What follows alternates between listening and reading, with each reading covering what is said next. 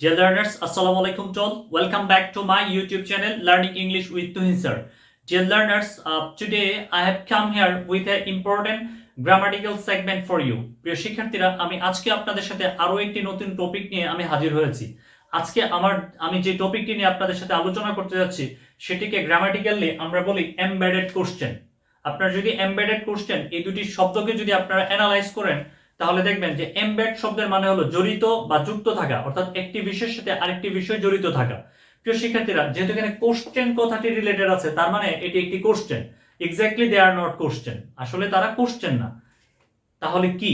একটি কমপ্লেক্স সেন্টেন্সের ভিতরে যখন একটি প্রিন্সিপাল ক্লজ এবং একটি সাবঅর্ডিনেট ক্লজ থাকে, ঠিক ওই সাবঅর্ডিনেট ক্লজটি যখন দেখতে কোশ্চেনের মতো মনে হয়, exactly it is not a question. দেখতে কোশ্চেনের মতো মনে হয়, আসলে এটি কোশ্চেন না। ঠিক এমন কোশ্চেনটিকে আমরা বলি কি এমবেডেড কোশ্চেন। প্রিয় শিক্ষার্থীরা, আমরা জানি যে আমাদের কোশ্চেন রয়েছে আমাদের তিন ধরনের। হলো ডবলএইচ কোশ্চেন, একটি হলো অক্সিলিয়ারি ভার্ব দিয়ে আমাদের ইয়েস নো কোশ্চেন, আর একটি হলো আমাদের ট্যাগ কোশ্চেন। প্রিয় শিক্ষার্থীরা, আমাদের এটি ডবলএইচ কোশ্চেনের সাথে রিলেটেড, অর্থাৎ আমরা জানি নরমালি একটি সেন্টেন্সকে যখন আমরা ডবলএইচ কোশ্চেন যখন ট্রান্সফর্ম করি অথবা একটি ডবলএইচ কোশ্চেন যখন আমরা বলি বা লিখি তখন আমাদের স্ট্রাকচারটি হয় ঠিক এরকম। আপনারা এই বক্সটিতে লক্ষ্য করুন, প্রথমে ডবলএইচ ওয়ার্ড একটি দিতে হয়, তারপর অক্সিলিয়ারি ভার্ব দিতে হয়, তারপর সাবজেক্ট, তারপর প্রিন্সিপাল ভার্ব যদি থাকে সেটি দিতে হয়, কখনো থাকতেও পারে কখনো নাও থাকতে পারে, তারপর যদি এক্সটেনশন থাকে সেটি দেই আমরা, তারপর আমাকে কোশ্চেন মার্ক দিতে হয়। এখন এই অংশটি যখন কোনো একটি প্রিন্সিপাল ক্লজের সাথে যখন রিলেটেড থাকে তখন আমরা বিব্রতকর অবস্থায় পড়ি, আসলে আমার পরের অংশটি কি কোশ্চেন হবে নাকি কোশ্চেন হবে না। ঠিক এই বিব্রতকর অবস্থার জবাব আপনারা পাবেন আজকের আমার এই ক্লাসের মাধ্যমে। আমরা প্রধানত এই এমবেডেড কোশ্চেন গুলো তৈরি করি অথবা কোন এমবেডেড কোশ্চেন গুলো গঠিত হয় আমাদের relative pronoun and relative adverb গুলো দিয়ে। প্রিয় শিক্ষার্থীরা, আপনারা এখানে লক্ষ্য করুন রিলেটিভ প্রনাউন। রিলেটিভ প্রনাউন কারা? Who, whom, whose, what and which, এগুলো হলো আমাদের রিলেটিভ প্রনাউন। এবং আমাদের relative adverb where, when, why and how, এই নয়টিকে আমরা যখন নয়টি দিয়ে যখন আমরা কোশ্চেন করি তখন তাদেরকে আমরা বলি ডবলএইচ কোশ্চেন। এরা যখন একটি কমপ্লেক্স সেন্টেন্সে ব্যবহার হয় তখন তারা হয় সাবঅর্ডিনেট কনজাংশন। প্রিয় শিক্ষার্থীরা, আমাদের এই আইডিয়াগুলো যখন আমরা জানি, ঠিক জানার পরেই আমরা আমাদের সেন্টেন্সে যখন তাদেরকে ব্যবহার করতে যাই তখনই আমরা অনেক সময় বিব্রতকর অবস্থায় পড়ি, অথবা আমরা যারা ল্যাঙ্গুয়েজ চর্চা করি আমরা আমাদের কথার ফাঁকেও আমরা এই জিনিসগুলো নিয়ে আমরা অনেক সময় বিব্রতকর অবস্থায় পড়ি। আপনারা এই জিনিসটি এমবেডেড কোশ্চেনটি কি এই জিনিসটি ক্লিয়ার হবেন কতগুলো এক্সাম্পলের মাধ্যমে। প্রিয় শিক্ষার্থীরা, আপনারা ফার্স্ট সেন্টেন্সে লক্ষ্য করুন, I know wire he lives, আমি জানি কোথায় সে থাকে। আমি যদি সাবঅর্ডিনেট ক্লজটিকে যখন আমি বাংলা করতে যাই তখন আমার কাছে মনে হয় এটি একটি question. Exactly it is not a question, it is an assertive sentence. এটি আসলে একটি অ্যাসার্টিভ সেন্টেন্সের মতো তার মিনিংটি হবে। কারণ আমরা প্রায়শই ভুল যেটি করি সেটি হলো আমরা এইভাবে করতে চেষ্টা করি, হোয়ার ডাজ হি লিভ। প্রিয় শিক্ষার্থীরা, আমরা এইভাবে করতে চেষ্টা করি, হোয়ার ডাজ হি লিভ লিখে আবার আমরা কি করি, আমরা আবার এখানে একটি কোশ্চেন মার্কও আমরা এখানে দিয়ে দিই। প্রিয় শিক্ষার্থীরা, আপনারা লক্ষ্য করুন এই জিনিসটি এইভাবে হবে না, অর্থাৎ এটি লিখবেন আপনারা এইভাবে, হোয়ার ডাজ হি লিভ। আমি আপনাদের একটি সহজ টেকনিক এখানে শিখিয়ে দিই, অর্থাৎ বাক্যের মাঝখানে যখন ডবলএইচ ওয়ার্ড আসবে তখন পরের অংশটি অ্যাসার্টিভ হয়ে যাবে। আপনারা খুব ভালো করে মনে রাখবেন বিষয়টি। আমি আবার বলছি, বাক্যের মাঝখানে যখন ডবলএইচ ওয়ার্ড আসবে অর্থাৎ রিলেটিভ প্রনাউন অথবা অ্যাডভার্ব যখন আসবে তখন পরের অংশটি অ্যাসার্টিভ হয়ে যাবে। প্রিয় শিক্ষার্থীরা, তারপর লক্ষ্য করুন, ডু ইউ নো, এই যে দেখুন আমার প্রথম অংশটি কিন্তু শুরু হয়েছে একটি কোশ্চেন দিয়ে, ডু ইউ নো হো হি ইজ, এই যে পরের অংশটি এখানে অ্যাসার্টিভ হয়ে গেছে।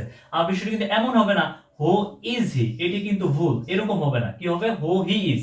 তাহলে দেখুন আমি এখানে কোশ্চেন মার্ক দিয়েছি, এই যে আমার এখানে কোশ্চেন মার্ক দেওয়া হয়েছে এটি কার জন্য দেওয়া হয়েছে? এটি দেওয়া হয়েছে আমার ডু ইউ নো এটির জন্য। এটি কখনো হো হি ইজ বা হো ইজ হি এভাবে লিখে আমি কোশ্চেন মার্ক দেইনি।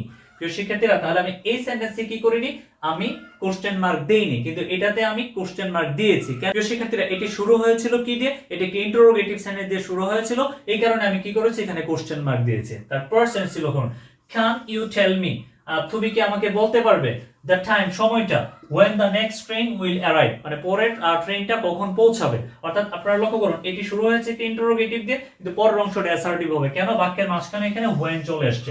এখানে কিন্তু এমন হবে না বিষয়টি যে when will the next train arrive, হবে কি when the next train will arrive, তারপর আমাকে কোশ্চেন মার্ক দিতে হবে। তারপরের সেন্টেন্সটি লক্ষ্য করুন, ইট ওয়াজ ট্রু, এটা সত্য ছিল, হোয়াট হি সেড, যা সে বলেছিল। এটি কিন্তু এমন হবে না হোয়াট ডিড হি সে, এমন হবে না দিয়ে আবার কোশ্চেন মার্ক, এমনটি হবে না, অর্থাৎ পরের অংশটি অ্যাসার্টিভ হয়ে যাবে। আরো একটি সেন্টেন্স আপনারা লক্ষ্য করুন, আই ডোন্ট নো, আমি জানি না, দ্য রিজন, কারণটা, why he has done this, কেন সে এটি করেছে।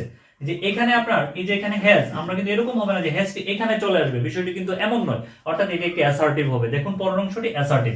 আমাদের সহজ টেকনিকটি মনে রাখতে হবে যে বাক্যের মাঝখানে ডব্লিউএইচ ওয়ার্ড বা রিলেটিভ প্রোনাউন অ্যাডভার্ব আসলে পরের অংশটি অ্যাসার্টিভ হয়ে যাবে। তারপর সেন্টেন্স লক্ষ্য করুন, টেল মি, আমরা ইচ্ছে করলে ইম্পারেটিভ সেন্টেন্স দিয়েও আমরা ইচ্ছে করলে এগুলোকে ক্লিয়ার করতে পারবো। যেমন দেখুন, tell me what he is doing, অর্থাৎ সে কি করছে। আমার সেন্টেন্স কিন্তু এমন হবে না হোয়াট ইজ হি ডুইং, এটি হবে না, কিন্তু হবে কি হোয়াট হি ইজ ডুইং। আমাদের আবার ওই আগের টেকনিক যে বাক্যের মাঝখানে যখন রিলেটিভ প্রোনাউন অ্যাডভার্ব আসবে তখন পরের অংশটি অ্যাসার্টিভ হয়ে যাবে, এবং এটি ইম্পারেটিভ সেন্টেন্স দিয়েও আমরা এইভাবে করতে পারবো। প্রিয় শিক্ষার্থীরা, তারপর লক্ষ্য করুন আরো একটি সেন্টেন্স, আই আস্কড হিম। এই সেন্টেন্সটিতে আমরা মানে অনেকবার আমরা ভুল করি, অনেকবার আমরা ভুল করতে দেখেছি অনেক স্টুডেন্টকে। লক্ষ্য করুন, আই আস্কড হিম, আমি তাকে জিজ্ঞেস করেছিলাম হোয়াট হিজ নেম ওয়াজ, তার নাম কি ছিল। প্রায়শই আমরা যে ভুলটি করি, আমরা বলে ফেলি what was his name, no, এখানে হবে হোয়াট হিজ নেম ওয়াজ। অর্থাৎ আপনারা এই এমবেডেড কোশ্চেন মনে রাখার জন্য সহজ কথায় আপনারা মনে রাখবেন যে বাক্যের মাঝখানে যখন রিলেটিভ প্রোনাউন এবং অ্যাডভার্ব আসবে তখন সেটি অ্যাসার্টিভ হয়ে যাবে। প্রিয় শিক্ষার্থীরা, আশা করি আপনারা আমার এই আলোচনা থেকে এমবেডেড কোশ্চেন রিলেটেড আপনাদের যাবতীয় যে কোশ্চেন ছিল সেই কোশ্চেনগুলো সম্পর্কে কোশ্চেনের উত্তর আপনারা পেয়েছেন। Dear learners, inshallah I will come to you with a new lecture, and dear learners, if you think that you have been kind enough to listen my lecture, then my request goes to you that you just subscribe the channel. Thank you very much for joining me. Assalamu alaikum.